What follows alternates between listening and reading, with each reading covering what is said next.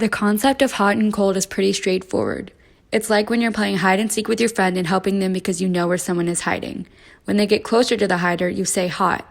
When they're moving away from the hider, you say cold. In this novel, heat represents the truth and cold represents distance from the truth.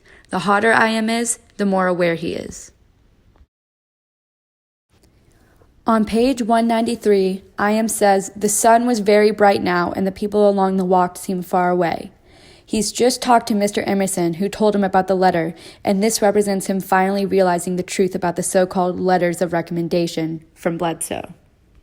This is the first sign of I.M. becoming aware in the book.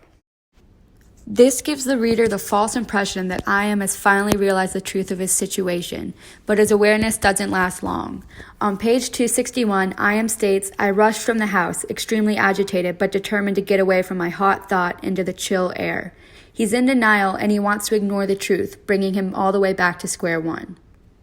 As mentioned before, when I.M. is cold, it means that he is confused and straying further and further from the truth. It can mean he's believing lies or that his awareness is decreasing. He continues to be naive when he comes in contact with a group known as the Brotherhood. He has reservations about joining, but he eventually accepts the offer.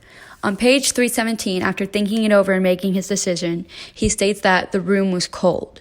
This shows an extreme lack of awareness because the Brotherhood is no better than the trustees. He even stated that he wasn't sure of their intentions. Jumping to page 568, I.M. is in a dark hole and he needs light.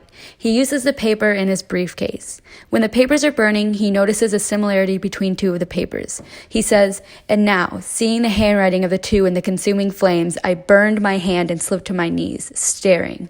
He finally realizes that the threatening letter was from Jack after all.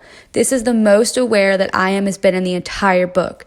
Rather than being in hot weather, he physically comes in contact with fire, showing how extreme this realization really was for him.